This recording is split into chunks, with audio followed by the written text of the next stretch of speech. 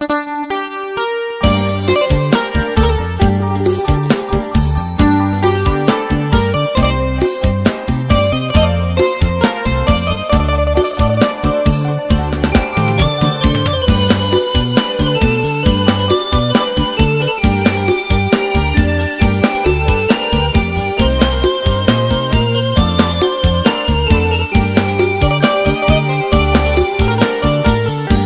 ย่าน้องห้องให้อดกันน้ำตาผู้ชายที่เขามาอยากบอกว่าเขามีเมียแล้วน้องเป็นคนดีบ่อยากให้มีหอยแปวกับสายใจออกนอ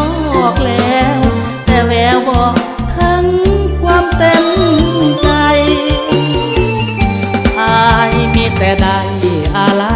ห่วงหาสิ่งที่เจ้าศรัทธาบอกกล้าจะไปกีดขวางสิทธิบุคคลสู้ดีก็เอาแต่ดวงอายบอกขอทักทวงถึงห่วงก็ต้องทำใจสิเฮ็ดจังใด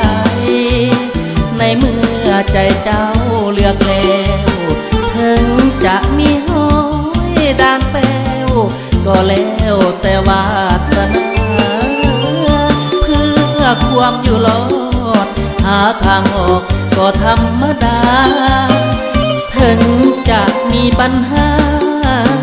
ตามมาก็บ่หวั่นกลัววันใดมองมัวอายขออาสาเบื้องหลังของเจ้าผ่านมาอายบ่สาใส่ใจขอเช็ดน้ำตาของนางที่มันหลั่งไหลนี่คือความจริงใจจากสายผู้ที่หวังดี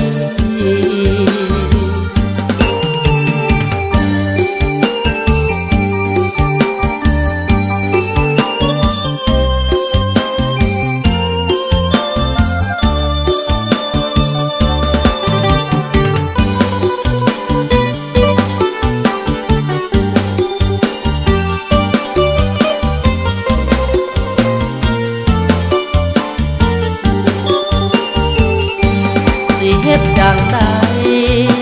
ในเมื่อใจเจ้าเลือกแล้วถึงจะมีห้อยด่างแป้วก็แล้วแต่วาสนาเพื่อความอยู่รอดหาทางออกก็ธรรมดาถึงจะมีปัญหาตามมาก็บ่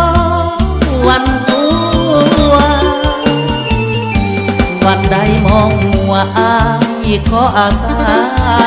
เบื้องหลังของเจ้าผ่านมาอายบ่สาใส่ใจขอเช็ดน้ำตาของนางที่มันหลั่งไหลนี่คือความจริงใจจากสายผู้ที่หวัง